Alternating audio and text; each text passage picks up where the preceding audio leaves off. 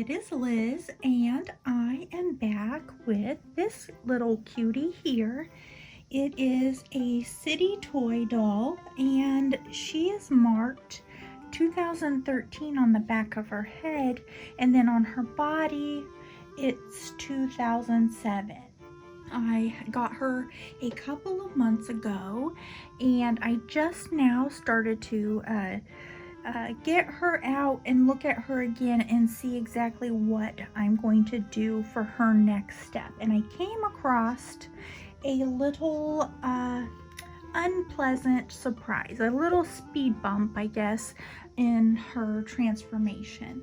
I look on eBay, thrift stores and yard sales, as you guys all well know, for deals, and I get the dolls in all sorts of different conditions.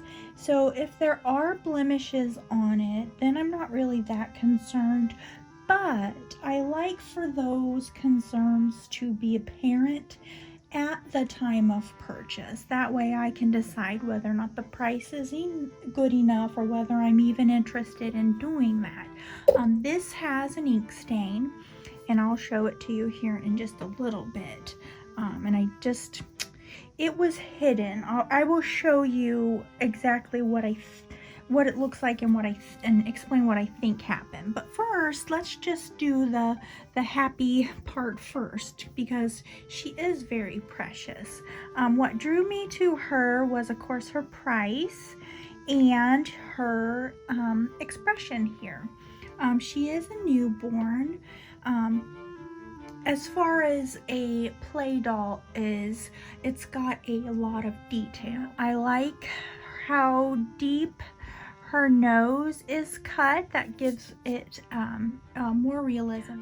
It's not exactly apparent right now, but will become more so once she gets her shading. But you can notice ever so slightly some furrowing here in her brow and her nose right here. So there's some sculpting there that I hope to bring out a little bit more clearly with some shading and some blushing. And then her eye creases are pretty deep there, so that kind of makes her a good candidate in my eyes to practice my eyelash rooting. Not all of the play dolls are like that. She does have some incising right here to indicate hair strands. It's not sculpted so that it has a texture. It's just kind of like cut into, the lines are cut into. So I don't know exactly if I will just do I'm thinking a realistic painted hair, just very light and wispy, will just go along with that. I don't really know. It's just one of those things that I'll have to see. And she might actually be a candidate for partial hair rooting, and then the rest realistic painting. Her ears, I mean, again, this isn't a reborn doll kit, so we're working with what we have here. And the ears aren't that detailed, but they're not horrible at all. So this is a good practice doll if you are wanting to practice some realistic painting and stuff, and you don't want to get a reborn kit because of the cost, or you're afraid of goofing up on the kit. A $3 or $4 thrift store or yard sale doll would be perfect. So we will go ahead, and I made her this little lace tube top deal here just to keep her covered. She did not come with a diaper or this, obviously. She had a kind of a thin sleeper on, and so getting that off of her and looking at her today, then I discovered that she was marked at $1 with a pretty good size marker. So the thing that I didn't, which I didn't see this in the eBay auction, if this were at a yard sale, which is what I'm imagining was at a yard sale or donated to a thrift store, somebody just quickly did that, and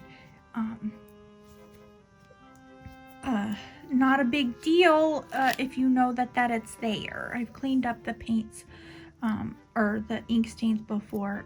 This actually, because this is how I didn't know. This is part of why I didn't see it. Well, one, it wasn't, the picture wasn't taken of the foot. The seller didn't provide that, but it also had 2 band-aids. So that kind of shininess there, that's the residue from these. It was completely covering it. And then the sleeper footy was over it, so you couldn't see it at all. You know, this could have been, I'm not blaming the seller, because the seller might have purchased the doll at a thrift store or a yard sale and then just immediately resold without looking at it. Which, I mean, some people do, as long as it's not, you know, doesn't have any weird smells or, you know, anything that's, you know, really apparent. If you looked at this doll, you might just assume that it's fine. However, looks like I'm going to be doing the blemish cream treatment on it. What I usually use, and I've covered this in other videos, so I'm not going to now. I'm just bringing this up because I am going to try something else with her, but what I've previously used is the 10% benzoyl peroxide, and you can get a generic of it at Walmart. It's the Equate brand, and this is the CVS brand. 10% I think is the highest that I have found, but I got an idea.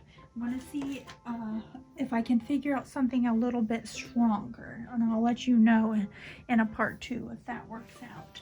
But as far as plans for her, and I don't want to take this off because I don't want to get my video flagged for anything. She's not anatomically correct. She just has a kind of a realistic, wrinkly body and a butt, a little bottom. So we'll just be safe and just leave her like that, even though she is not, she is not anatomically correct. And sorry for making you guys all dizzy here. But what I might do is get a cloth body of this size, and it looks like that would be big enough for her. Obviously I'd have to see, and I checked out how she's put together, and she'll have the little flange for each of her limbs and her head, so that won't be a problem to assemble with a zip tie. And I'm not looking to try to make this to look like a reborn. I just want it to be a little bit more realistic, and with a cloth body you can do a little bit more as far as posing, even with the elbows and the knees fixed, with them moving at the shoulders and the hips and the shoulders.